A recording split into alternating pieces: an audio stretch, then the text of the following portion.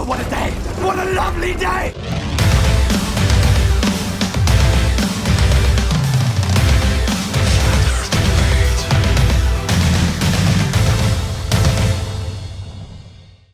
Welcome to Flat Earth Debate Live.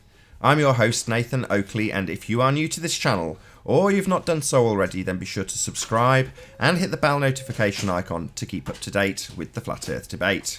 If you would like to support this channel, there is a super chat that runs alongside each of these shows while they are live. There's also a PayPal, Patreon and crypto link in the info box below the video. To join the community debate, go to nathanoakley.com and check out the Flat Earth Debate Forum. Most importantly, if you'd like to join this discussion right here, right now, simply mute the page you are currently watching, then click the link in the info box below this video to join the panel and express your views on the shape of the Earth. If you do join, please don't swear. If you do, you'll be ejected, and if you are, please don't try to rejoin the stream using sock accounts. You'll be warmly welcome back on the next stream. Please also share the show on social media. Sharing the show obviously increases the live audience, but this in turn increases the chances of a more diverse panel, so please share the show. And one last time, if you're new to the channel, or you've not done so already, then be sure to subscribe and hit the bell notification icon to keep up to date with the Flat Earth Debate. Now we are joined by Sleeping Warrior, Ranty Flat Earth, Physics Warrior, Paul, PMars, Eliza, Chris, Chocolate Sane, Arwin, Anon Moto, and 10th Man. Very good to have you all. Hello, everybody. Cheers, everybody. Good morning. Good to be Hello, here. hello. Good afternoon. Massive panel. Should we have a bash at housekeeping, as we got one question on the last show, thanks to Brenda. Any signs of Earth curvature? Nope. Go, No Pete. proof, Nathan. Come on, Pete. All the globe, the whole globe is counting on you on this question right here. Well, I seen Jose Gonzalez's hairline seemed pretty obstructed.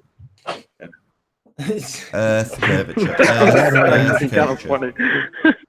Earth curve. Yeah, boats going over the horizon, Nathan. That's proof of Earth curve, isn't it? No. No, Wait, it's not, is it? I thought we were too big to see the curve, or the Earth is too big for us to see the curve. But now boats can go over the curve. How does that work? It doesn't. That's how. Copy that. Boats just get too small to see. It's an effective perspective. It's just the curve maths hijacks the effects of things getting smaller in the distance, disappearing from bottom up due to a limited angle, and they call that effect Earth curve, excluding all effects of perspective. Shout out to Colin Turner for hitting the super chat. You also got a shout out on the pre-show, Colin Turner, for supporting Ranty Flat Earth's GoFundMe campaign. So hopefully Ranty's got the live chat flowing by him. And if he sticks a link to his GoFundMe, check it out. So Ranty's got a GoFundMe currently for a Mavic Pro.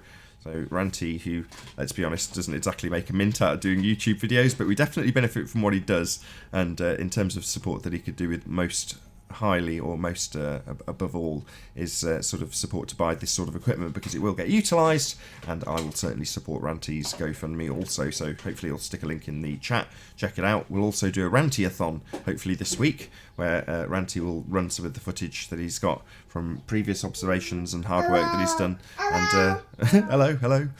So yeah, we'll run that by you as well. So I'll keep you posted in terms of when that is. So we're going to move past Earth curve and move on to axial rotation. Any objections? Any signs of axial rotation of the Earth-based variety? Ooh. I think Almost got Bob from Globebusters found some. Tell us all about it. Well, I heard that he had a fiber optic gyro, and he detected 15 degree, per hour or something rotation. lateral rotation, right? Hold on, 15 degrees of what? I think he said it was the ether turning, but it's pretty consistent result with also this Earth spinning. Lateral rotation. So it's asserted that this 15-degree rotation is the Earth rotating underneath the fixed frame of the gyro. Oh, I understand. No. I've taken this apart quite a few times, P. If the Earth rotates underneath the gyro to the degree that you state, then it would also rotate underneath aeroplanes and helicopters and balls that you throw and anything else that's in that second reference frame. But that doesn't happen. So it can't possibly be showing the Earth rotate underneath, because the Earth doesn't rotate underneath, Pete.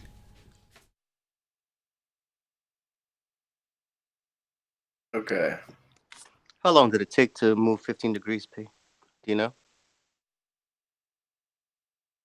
I think it was an hour, An hour? I believe. My memory sucks though, so. It's going to be a horizontal rotation anyway, so it doesn't make any damn sense. It wasn't on the North Pole or anything. I'd like to make a statement. My uncle was a M1 Abram tank operator, and several, back in the day before he retired. And I went and asked him. I said, when you were targeting tanks, or when you were doing your shooting, did you account for this thing called the Coriolis effect? What do you think his answer was? No, because there isn't one. Exactly. Nothing. He didn't account for it. He did account for wind, pressure, angle of it. Angle. A lot of things he counted for, but the Coriolis effect was not one of them. Lastly, Well, I'm still waiting to see somebody take a shot and adjust for Coriolis. Why is that? If that's such a thing, why has that not been filmed yet? Why are not snipers doing it all over the place and showing us that? Because it's not Oh, a thing. it's top secret? If it was a Exactly. thing, the thing that would demonstrate it the most severely would be aeroplanes, and they don't. So it's just not a thing. That's why it won't be I know. demonstrated. See, bullets have got a hang time of a few seconds, whereas airplanes are in the air for hours at a time, and you'd definitely notice this effect if it was there, and it's not. So the Earth isn't rotating underneath planes. The continents don't come towards you as you fly through the air, and you're never having to battle against the Earth curve rotation. That doesn't happen. Well, they argue that the reason that it doesn't happen on an airplane versus a bullet is because the airplane is, I think they call it machined or manual flight, so it's sort of controlled where the pilot can make adjustments where he needs to, whereas the bullet is not controlled. So the plane has an engine. That's the difference, but it's not in the same air that the bullet is in. No, So- the plane has a pilot that's adjusting. Yeah, that's great. Isn't the plane and the air when they're flying in the same air Yeah, that the bullet is in? I'm not arguing for Coriolis. I'm just No, saying I know. I'm just saying, look how it sounds. it Or does. listen to how it sounds. It's just ridiculous. It does sound ridiculous. And in any case, when you're firing out of a weapon, you're going to experience recoil, and that's going to deflect the bullet off of target. Like, you can't hit a bullseye 5 times in a row. And why is that? It's because of recoil that's causing the bullet to stray off a target. But they never take that into consideration. It's always the spin of the Earth and rotation that's making that deviation happen. I mean, if that was the case, then real life would be. Has anybody seen that movie Wanted, where they were throwing bullets with the guns? They were curving bullets around What a corners. load of Like, it would be like that. Just nonsense. Just let me use this Coriolis to hit somebody behind the corner of a building, and yeah. Come on, man. It doesn't work like that. Yeah, I remember too. I was flown in the Cessna in the military, and also here recently. And the one thing about a Cessna, it doesn't have autopilot. And I actually got to take the controls of the plane for a short amount of time. And I don't remember having to constantly adjust my course to try to keep myself from where I was heading when he was allowing me to fly the plane. I don't remember that. And I never saw the horizon start to drift to the right or to the left. I don't remember that at all. So I'm not a pilot, but I've got to fly in a plane too. We still doing housekeeping? Yeah, of course. Just rounding out axial rotation. Any scientific evidence of gravity? Nope. That's very easy to presuppose. What about the distance to the sun? There's no confirmed measured distance to the sun. You're on fire, Arwen. What about any evidence of gas pressure without a container for all the fundies who believe in space? Nope. Container More is comes your time first, to then shine, gas P. pressure. That you, Ranty? Absolutely not. It's the most ridiculous notion I've ever heard. Nobody can prove it. It's never been proven, never will be proven, because it's a, what is it, Nathan? It's a what? Second, what is it, Nathan? It's a violation of a law of nature is what it is. That was all. Oh, well, it'll do. I'd like to ask Keith something along those lines, if you don't care. So if you want to see how we handle it. Under the heliocentric model, during the Big Bang Theory, one of the first things that was formed was hydrogen, I guess. So how in a vacuum how do you think in a vacuum a gas began to pull itself together to make solids? Can you talk to me through that, P? It would just be gravity, right? Mass would attract mass, so it would just clump up. But doesn't that overcome if a gas disperses under the second law of thermodynamics? So it's equally dispersed through the whole system, right?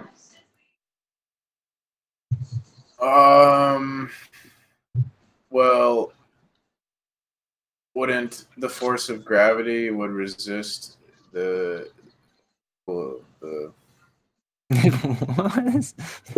Can you show me this in an experiment? Show me how in a vacuum that this force of gravity will pull all the molecules in a vacuum of gas to form solids. Can you show me that in a lab? Can you show that? No, you could see it in a telescope if you look at Jupiter or Saturn. I thought space had zero gravity. And actually, wouldn't you have to have some level of really strong gravity to start to pull all those together? But if they're hydrogen, they have very weak mass. There's no very little mass there. Right. So with the force of gravity very weak at that point, very, very weak. Yeah, but if you got a bunch of hydrogen, then it would get strong at one point. A bunch of hydrogen. But it's in a strong in one direction? Hold on. That's the question he's asking. So you're saying if you've got a bunch of it, well, how do you get a bunch of it if it's dispersed equally? Electric bunch? Because it is attracted to each other. No, it's not. That's the point. It's dispersing in all directions randomly. It's not going towards each other. Yeah, that's not what it's doing. It's in fact doing the opposite to that, P. The universe is expanding, so they're getting further and further apart from each other in a vacuum. So the vacuum is getting larger and larger and larger. No, that's technically incorrect. Vacuum can't get larger. Okay, space is getting larger, so the volume of the vacuum, what was supposedly the volume of the vacuum, is getting larger. How's that? Oh, the container, you mean? The non-container container. Superior, mega, ultra-sized outer space container. Let's not get too sidetracked by this particular part of nonsense that doesn't make sense in the heliocentric explanation. Look, yes, you just have to accept that the vacuum is getting bigger, even though that's not possible, and it's expanding into something else that's not nothing, but is expanding it into it. Just accept all of that crap, and let's move on.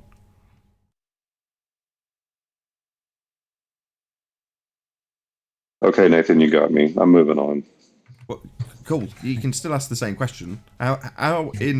Notwithstanding that it's an increasing vacuum expanding into something that's not nothing, but it's still managing to expand into it. Notwithstanding all that nonsense, how does hydrogen, which is expanding all directions into an expanding vacuum that's expanding into something else that we don't understand and doesn't exist because it's not the edge of space, but it is the edge of space because it's expanding, how do they go together? The hydrogen. I think I have the answer. Excellent. It's caused by relative density. More comical would have been to blame it on Earth curve. Coriolis. No, but they always say gravity, so I thought it was like that's caused by relative density. They use gravity too much. They got to start spreading these excuses. So they got to throw more Coriolis. We need more Coriolis.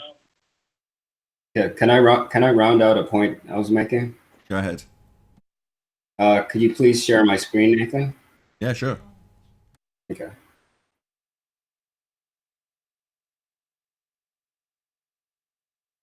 Hopefully I got all the porn links closed.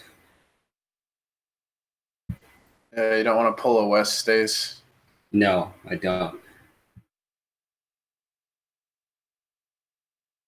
I found a 10 steps to how stars and planets form. So I don't know if you want to know. You can Google that. No, that'd be great. I'm just waiting for Chris to share his screen. But if you want to tell us what he's... Oh wait, no, it's me to share my screen. Let's see here. Never done this before. Screen share. Okay. Share. Can everybody see my screen right now? Yeah, we've got your Hangout at the moment, but... Okay. Sharing the link, we're going to get porn bombed. I give out the link. Yeah. I know, I'm joking. The link's public. So, what are we looking at? Okay, so can you see the YouTube video? Yeah, we see it. Okay, so the point that I was making earlier is the cause that we're looking at here is density, and we can manipulate the independent variable. We can vary it to see and confirm whether it is in fact the density that's causing the effect that we're looking at. And the effect that we're looking at is buoyancy. So in this example, as stated earlier, the egg in the first glass is at the bottom of the water because the egg has a larger relative density in contrast to the water that it's in. But when salt is added to the second glass that the egg is in, the egg floats. And this is because we're changing the relative density of the water in contrast to the egg. So it has a higher relative density, which is why the effect that we're seeing is the egg being displaced or floating to the top of the glass. I'm going to use another example here so I can wiggle it a little bit so that it becomes a more valid scientific experiment. So in this example, we're looking at balloons in a gas container. And the gas that's in this container is being sucked out by this hose. And these balloons each contain helium inside them. So the balloons float to the top of the container as long as the air inside the container is kept constant. But when we begin to suck the air out of the container, we see an effect that happens in relationship to the density of the balloons and the density of the air around the balloons. So once the air is sucked out, the balloons fall to the bottom of the container. And the explanation that was used for why that happened in this video, I don't particularly agree with, because the explanation was that the balloon tipped over because the air that was in the second balloon filled the top of the container. And because it did that, it pushed against the balloon and forced it to tip over. But I think what happened in this experiment is that because the balloon popped, the force of the air rushing out of the balloon to fill the surrounding container is what caused the balloon to tip over. So both of these experiments, both the egg in the water with the varying levels of salt solution and the balloons in the container with the varying levels of air in the container, prove my point that its density in relationship to the environment of what we're observing is in that is causing that effect, which is buoyancy. So the phenomenon that we're seeing is buoyancy. Is it natural? Yes, it is, because we see it with the cannonball example that I mentioned earlier, because the cannonball is falling to the floor because it's more dense than the air that it's in. And isn't that buoyancy? Because it's dealing with both density and density in relationship to a medium, which is the atmosphere. So yeah, that's just the point that I wanted to round out. Very good. How do I stop sharing my screen right now? Just click on the same button, move your mouse over, and on the left is a screen share. Click and it'll. There you go. Okay. Thank you very much for that. That was, real that was quick, great, Chris. I'm going to drop. Chris Berry wanted to come in, so I'm gonna drop phone. Okay, so we'll be shortly joined by For who? Red Rhetoric, hopefully. I would say what's happening in that. Just before everyone comments, thank you very much, Chris. You're welcome, Nathan. I just felt I needed a visual representation of what I was talking about so it could make a little bit more sense to the viewers, especially. Been joined by Reg Rhetoric. How you doing, Reg? Hello. Howdy. Hey, this is Reds. I'll be on Non Sequitur Show Saturday night versus Fight the Flat Earth. And I'll be bringing up a lot of these points because they make perfect sense and there's no such thing as gravity. So yeah, I don't want to, not to interrupt, but I just like to present what I have and then I can jump off or eat a chocolate. Saturday? Is that Saturday night? Yeah, Saturday night. Nice. I will check that out. Yeah. God. Okay. What did you want to present? Yeah, let me pull up.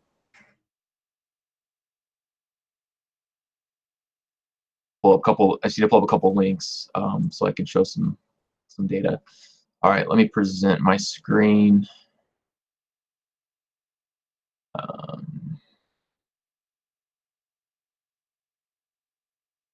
Yeah. All right, you good? Okay, so I came out with a video called "Flat Earth Magnification Due to Refraction, Is It Real?" So we've all seen the Rob Skiba video where he uses the Fresnel lens and he gets the city to magnify to where the bottom 3/4 or so is cut off, 50% at least, and you know, basically sort of shows that that's definitely a possibility with why we see certain buildings cut off. Tim Osman likes to come on and show that. You know, he's got. Sorry. I said hello, Anthony. All right. Yeah, he was on Skype anyway. He's just joined the hangout. Yo. Hello. Go ahead, Chris. So, you know, I've been on Jose's a lot, and Rumpus goes on there and he presents. He's got his this slide here, or this slide presentation he's got online, and he shows this image, and a lot of people think it's Rantes. It's actually a guy named Al K. And you know, I've been looking at all these images, and something just didn't make sense to me. Like, well, how are all these images? Like, for example, on this one I was looking, and if you look at this turbine, it's obviously the closest because it's the tallest, right? And we know from perspective alone that when something's closer, it's going to be taller. If you look at the top part of the head, and if you compare it to the head of the turbines as they fall away, supposedly due to the curve, the heads are about the same angular size. And we know from experience that angular size reduces with distance. And if you look at this one, it's not 100%, but if you put it in Paint or some program, it's about 85% the same angular size. But look how much further down supposedly the curve it is, right? To be that much lower, what is it, 70% lower than this one? But the top of it is about the same angular size. So I started thinking about it. I'm like, why are all these images of things multiple miles apart the same angular size? So then I came across this image on Metabunk forum that a guy who, by the way, he's a baller, and he thought he was proving the curve. So I was looking at this image, and I'm like, this image just doesn't make any sense. Like, look how big. Oh, by the way, this is 30. These windmills are 36 and 40, between 36 and 45 kilometers away. Okay, and he's on the beach here, looking at it, and he's got full zoom. But I'm like, this doesn't make any sense. Look how big these are. It looks like they're right next to the horizon, like they would have to be if that's how big they would look from an angular perspective size. So then if you look here, look at this. This guy, he says same distance, same zoom. Okay, so it's not changed due to distance or zoom. Now look at the turbines. All he did was he raised his elevation to 24 meters, and look at the difference in the angular size. That told me that it had to be due to the magnification due to refraction. Okay, so this is where all this is coming from. So when people say, look, this turbine is cut off 90%, it's not. It's been magnified to look closer than it really is. So then I said to myself, well, how can I actually, you know, if this isn't proof enough, right? I mean, this is proof enough for me, just based on the observation. But if it's like, how else could we prove it? Somebody want to say something? No.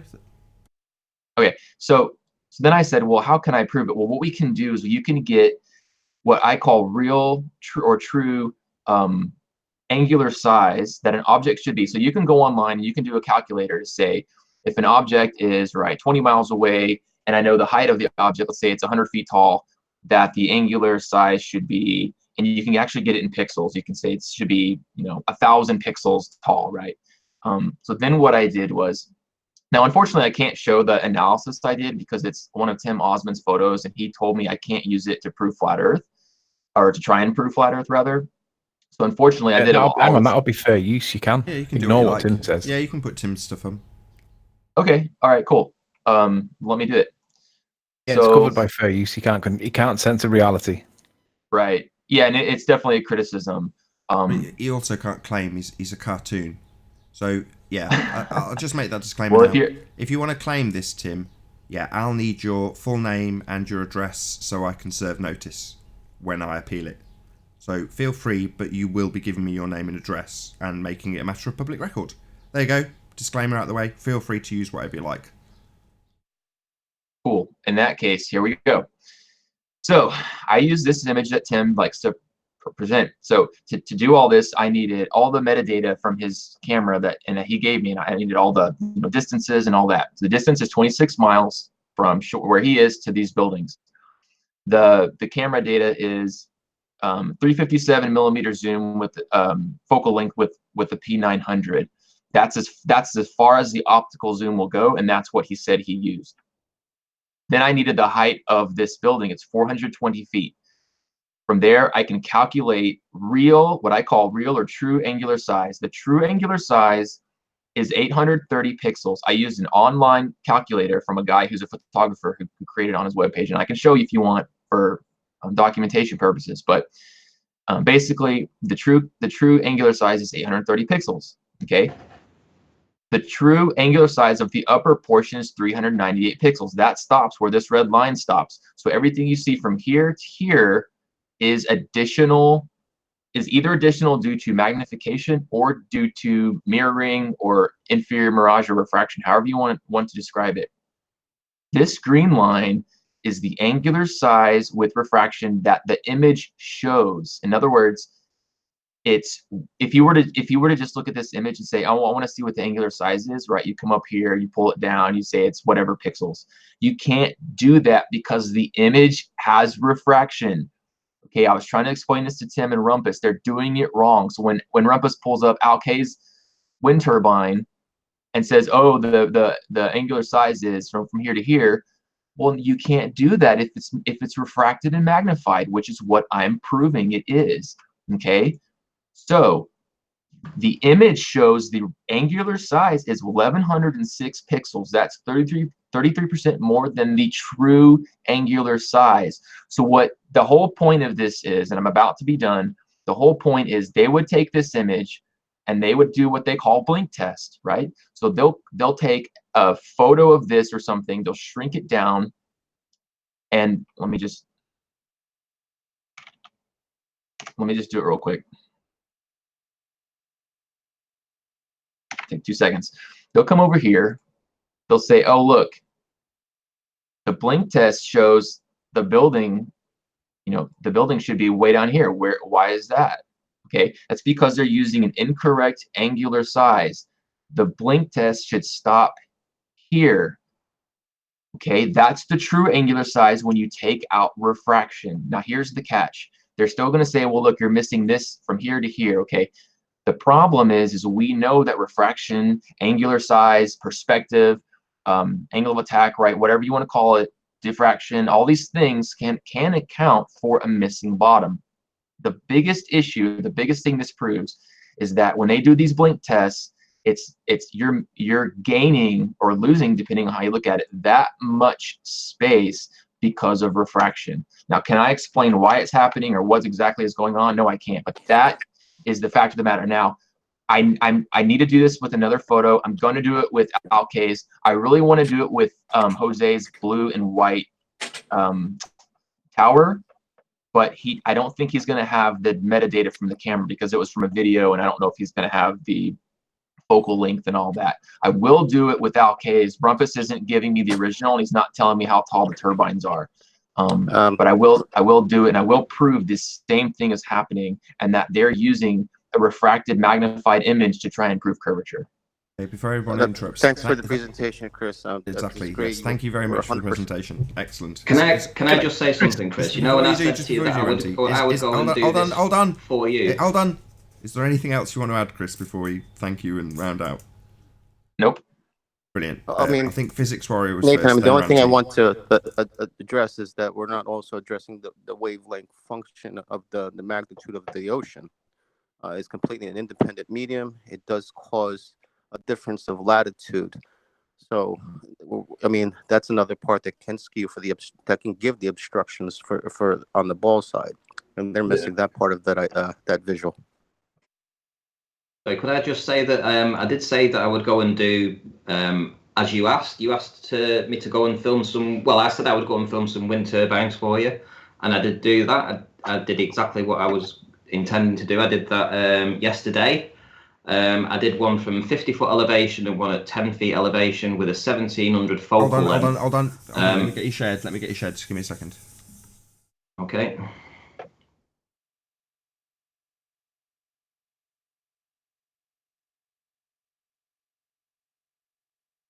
Tell me when I'm shared. Yeah, it's just going to take me a little bit longer, just because I want to get it shared to the Hangout as well. Okay.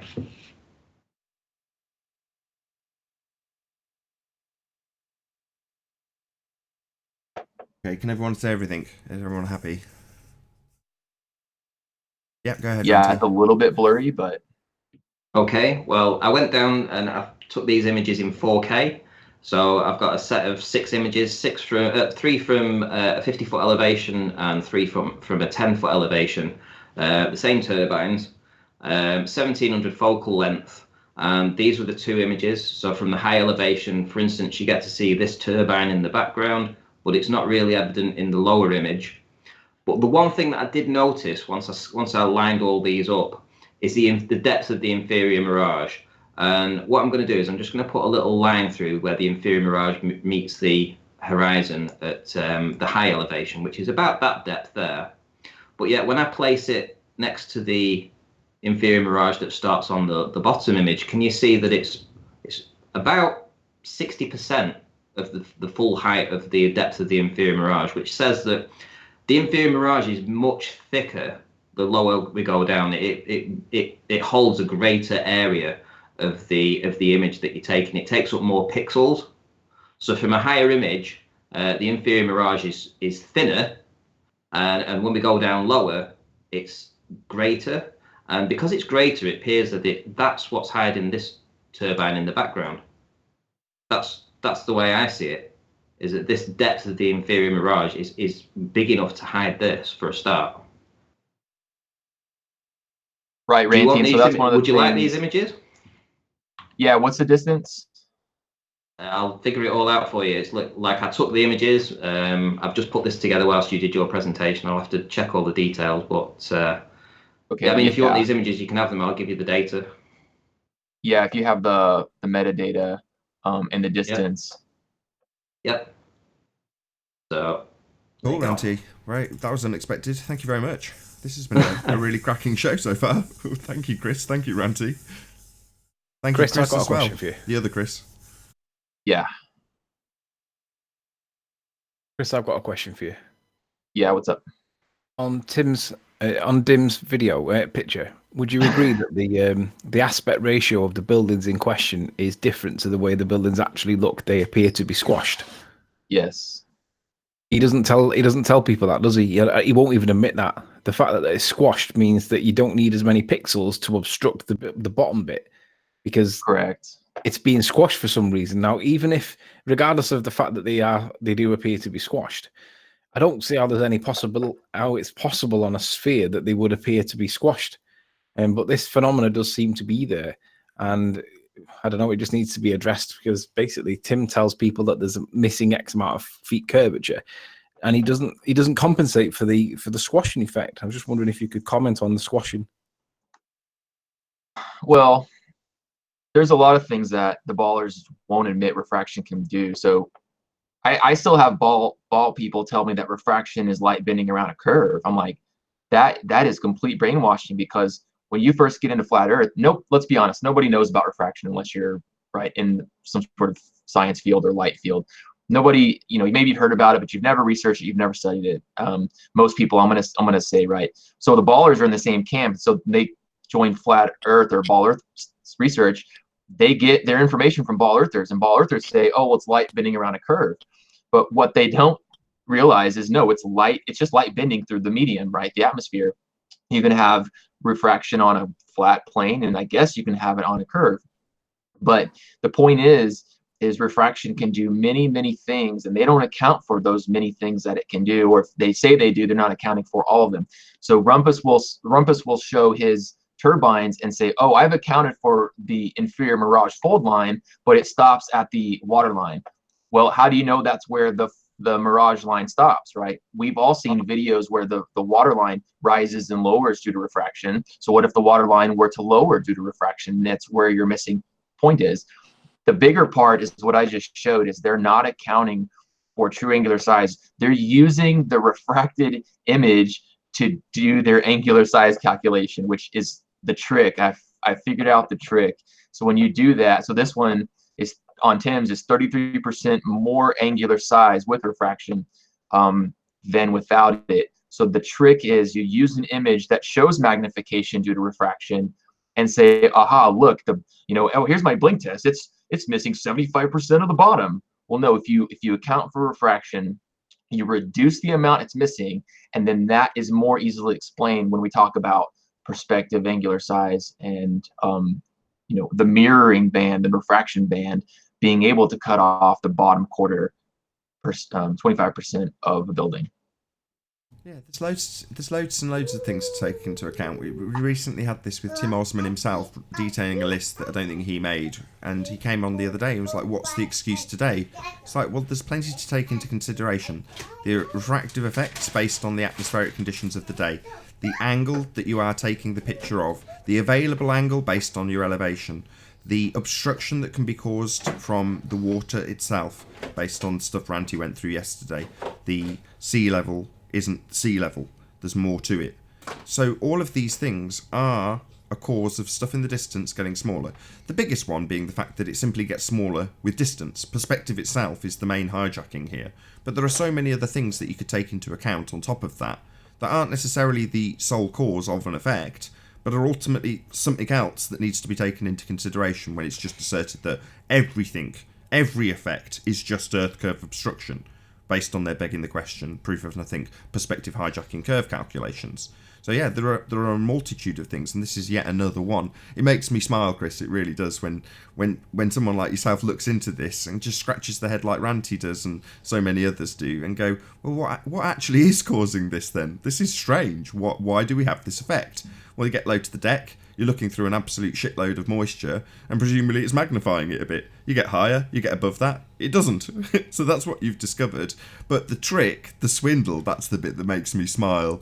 So they're applying it to the image itself, not actually calculating how big that item should be, i.e. the real calculation of from feet and inches to angular size based on its actual height. They take the image, right? They do it with the image. How much is missing from the bottom? Look, here's my blink test with another image that's taken from a completely different angle at a completely different distance of an item of a completely different angular size. It's just a complete hijacking, that's all they'll ever do, hijack perspective. And that's the visual representation of that, isn't it? Because the blink test, they've got a completely different angle of view. They're so much closer with the one that they're comparing it to, so that the angular size values are totally different. But they'll compare them because in their mind it's still the same feet and inches value in both pictures. Chris, Berry. Yes. Nathan, would you mind presenting my screen, please? Yeah, sure. When you were talking about refraction then, I'm not sure if you've seen this one or not, but... You're not presenting at the moment. Yeah, Soundly, one of Soundly's. Well, it's what Soundly did was he did his little Tensor Bayou experiment. A light over every mile or so on the bridge stanchions over Pontchartrain, or I think it was Little Tensor Bayou or whatever it was. But we're looking over 6 miles here. Now, whether the Earth's curved or flat, what this demonstrates is that if I was to put a straight line through, it doesn't matter where the line sits, just a straight line, you can see that all of the lights interact with the line independently. They're not acting in unison. So basically, light doesn't follow a curved path. It deviates from straight in all directions, up as well as down. If light did follow a curve, then basically these would all be a curve. But there's times when the lights are all above, like now, for instance, the lights go above the straight line, but also drop below it. So even on a flat plane, the effects of refraction is just basically wavy. It can wave up or down depending on the conditions at the time. But let's just say that light did follow a curved path on either model. Light can follow a curved path on a flat plane, just exactly the same as it does on a sphere. Okay, it goes further around a sphere, but they've still got to prove that it's a sphere to claim that it's following the curve and bending behind the curve. So even if light does follow a curved path, they've still got to prove that it's spherical. And that's the bit they just assume. They assume it's spherical and claim refraction and bendy light. But Soundly himself demonstrated quite beautifully, actually, that light they all interact differently at different points along the way. They dance independently. They don't follow a particular curved path. They don't follow a straight path. They follow a deviation from straight in all directions, and it depends on all the variables all the way along that line. It's not just the beginning or the end. It's every point in the middle, and this video beautifully demonstrates it. Can I share one more thing? Sure. And not to hijack your point, but to add to it, and it's a brilliant point. Let me just share. It's actually from Soundly too, and it's another image that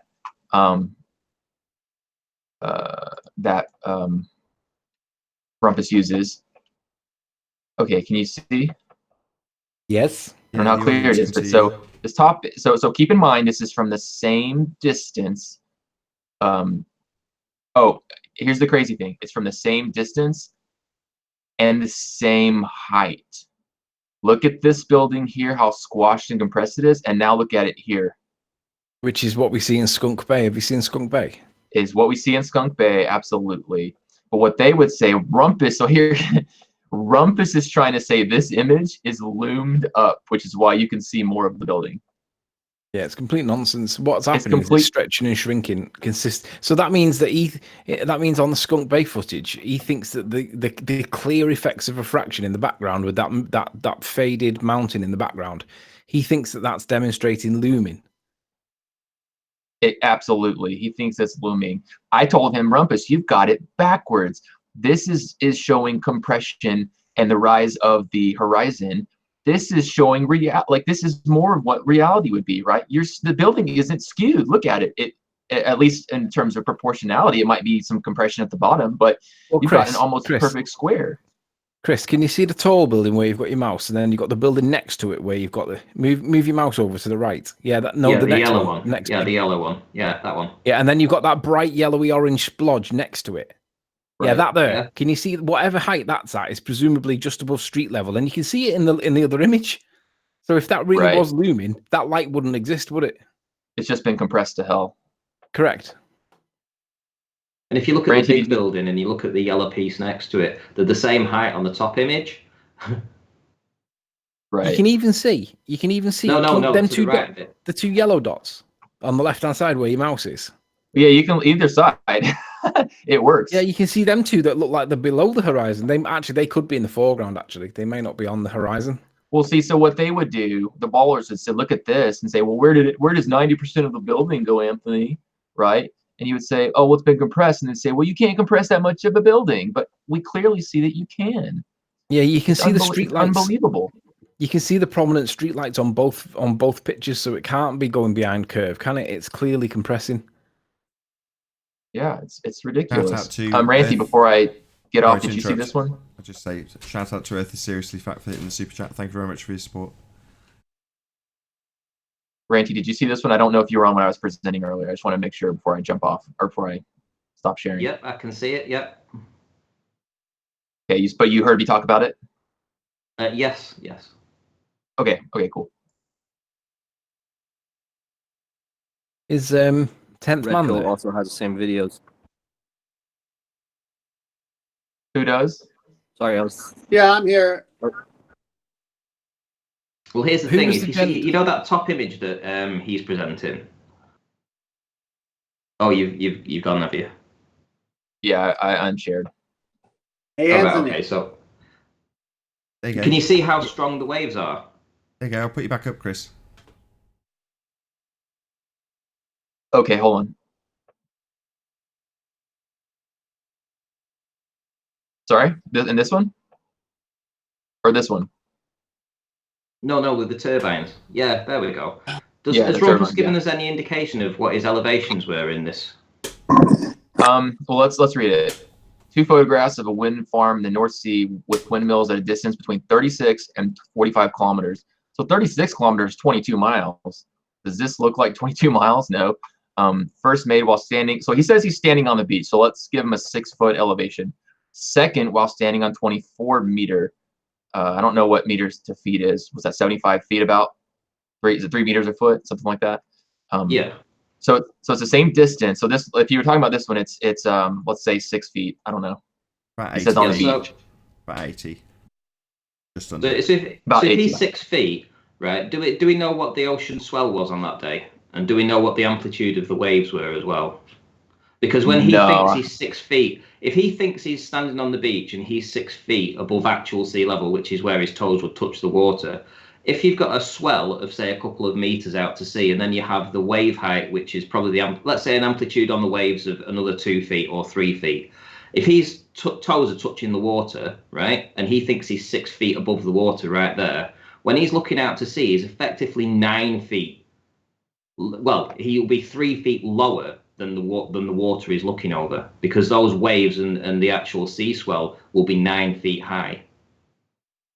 So effectively, he'll be looking up. So the blockage will be just due down to the swell and the amplitude of the waves. And you can see it's cresting there. I was just about to say, you can see the white water cresting, so you've not exactly got a mill pond, have you? And it's higher, Right. and therefore, in the foreground, a greater angular size, blocking something of a smaller angular size. This is all perspective. Well, cresting waves happen at around about 27 kilometers an hour, and that gives you an indication that those wave heights are at least 5 feet in height, which means the amplitude of them are 2.5 feet at least, right? And that's just a given from the wind waves. That's not including the swell either. And typically you'll get swells between 1 meter and 3 meters. So when you start adding all that onto the actual wave heights and such, the amplitude of the waves, suddenly when you think you're 6 feet above the water at the shoreline, you're not, because the waves out to sea and the swell are already higher than where your camera is. Right. One more thing to point out again. I keep saying one more thing, but I keep thinking of all these things. I've had this going for a couple days. Rumpus saw this and he freaked out. He said that this is because the guy had a different zoom, when the guy clearly says, well, this image is covering here. Same distance, same zoom. That is the unbelievability of this, because you wouldn't think just by raising 80 feet that you would go from something that looks like this to something that looks like that. If you compare this angular size with this is about 2 to 2.25 times as big as this, just by raising the camera. No, I can believe that. Really that. unbelievable. I can believe that on account of the fact that when he's lowered, he's obviously got a much more limited angle, and therefore you're only seeing the stuff that occupies the near foreground. Whereas when he's higher, you can see the stuff that in the top image was occupying the near foreground, now occupying just the bottom section of the wider angle. So in these two images, it's for the audience, but what we're effectively looking at is just this section in the top image. So we've lowered our angle, and therefore this has raised to form the new horizon. So it's about here-ish, and we're looking at what's here in this picture. But that's all you can see because of the limitation of the angle upon reduction of altitude. It's not simple stuff, but it's certainly stuff that, I don't know how well acquainted you are with Life is Short when he went through his presentations, but he's made it clear enough for me to be able to summarise it now. Yeah, Life is Short is fantastic. I mean, honestly, this is just really, he can use it. This is addendum information to his research and presentation. So, by the way, because literally every baller I've shown says it's the zoom. So I tried to reach out to this guy and I said, can you confirm that in the wind turbine image, the only thing that changed was the height to 24 meters, The focal length, zoom, and distance were identical. So because it's such a brutal, devastating point against ball Earth model, because the ball Earth model doesn't account for this. So if we can prove, which I believe I already have with Tim's, and like I say, I'll do another one, whether it's Ranties or Alkes, whoever. If I can prove a second time with, by the way, math and angular size, that this is magnification due to atmosphere, and Nathan, you're perfectly right when you say the lower you go, A, it's changing the angle, and B, you mentioned this earlier, you're looking through more atmosphere, it's thicker at the surface, whereas you go 80 feet up, it's not as thick, you can see farther. Everybody knows that. It's a massive blow to the ball model. So Rumpus is a little bit scared right now. Another shout out to Earth is Seriously Fat. Thank you very much indeed for smashing the super chat. I think the main thing to consider here is we don't have all the data, the relevant data. We just have some guy claiming he was off the beach. So, what do we take from that? Do we take that he was 1 foot above the water that he thinks? Was he 6 feet? Was he 10 feet? We just don't know. But one thing we do know that's evident in the image is that we have whitecaps on the top of those waves, which says that those waves are at least 5 feet in height. That's from the top of the crest of the wave to the bottom of the wave. And for all we know, those waves could be much higher. And just now I'm presenting like Rottnest Island, the swell forecast for today in Australia. That's not the wave height, that's just the swell.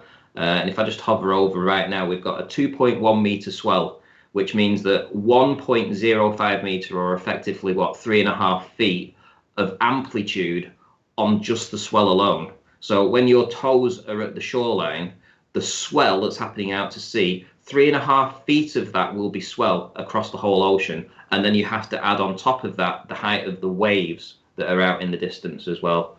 And when we start looking into all this kind of stuff, we realize that when we type in 6 feet above sea level or 3 feet above sea level, we're not. And that image, if those waves were higher than his camera when he took them from the beach, if the swell was higher and the tide and the height of the waves were higher than his camera, then that would be exactly what we would expect to see.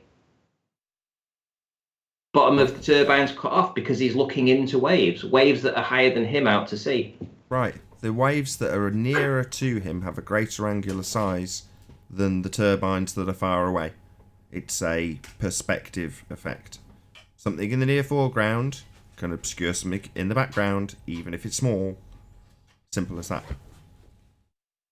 Indeedy. Right. But we need more data. I don't know how Rumpus can just show this stuff and just claim it without having all the full data. We need the information. Any obstructions curve, Ranty. That's his rule.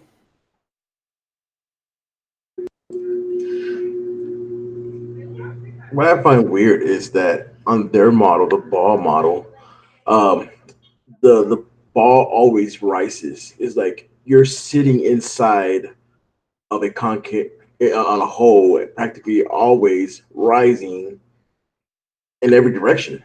But if in their model, wouldn't you be standing on top of a ball and everything falling down, going towards the floor? I mean towards a downwards direction?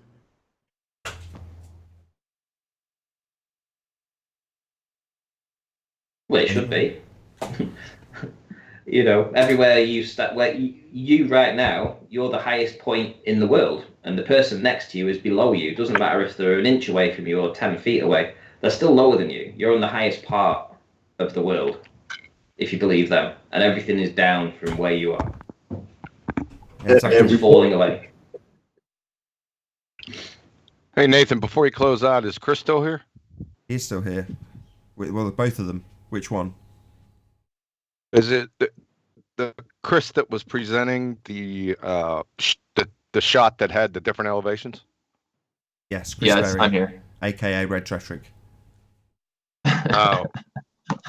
Hey, Chris, could you emphasize what your point was with change in elevation? What is your point? Yeah, can I do the screen share again? Yeah, I'd like to see it again. Please. Are you talking about this photo specifically? Give me 2 seconds. Okay. Okay, everyone should be able to see everyone else. Okay. So, John, are you talking about this set of photos? Yeah. Yes. Okay. Well, it's kind of hard to summarize in a short breath, but basically, I theorize that looking at an image like this, where they say, "Oh, look, 80% of the turbine's cut off due to curvature," some just didn't sit right with me, and I'm like, well, if these turbines are 36 kilometers, 22 miles away, you wouldn't see this, right? It's too big. The angular size is too big, and it just so happens that in this particular case, the guy raised his elevation, same distance, same zoom, and this is what we get. Now, this is more what I'd call true angular size, because when you're looking at this, you're going through thicker, denser atmosphere at a lower level. You raise the camera, you're going through less atmosphere. So the theory, the hypothesis, if you will, is the lower you are, the further something is away, the more atmosphere you have, the more magnification effect you will get. The higher you are, the less magnification effect you will get, and you will get a more accurate angular size than in the lower image. Thank you. I needed you to say that. So your point is magnification. Yes. Thanks. That's all I wanted you to stress. Appreciate it. Oh, yeah. I sorry. I didn't know if you were trying to say I was wrong or not, or if you had a question. No. I wanted you to stress your point, because this isn't bottom up. We're not concentrating on bottom up obstruction. We're concentrated on something else here, and that's magnification. Is that correct? That is my point, yes. Thanks. And with that, I'll say if you are watching this on the Nathan Oakley premiering stream, then stay tuned, as there will be an after show to follow. However, unfortunately, if you're watching this on Nathan Oakley 1980 Live, then this is where we bid you farewell. A massive, huge, enormous thank you to all of today's debating panel for making this live show possible. And of course, a massive thank you to all of you, the live audience, for tuning in, smashing the super chat, liking, commenting, sharing, subscribing, and all that good stuff. If you need to keep up to date with the community debate, then go to nathanoakley.com and check out the Flat Earth Debate Forum. I've been Nathan Oakley, and I'll see you all in the next video. Oh, what a day! What a lovely day!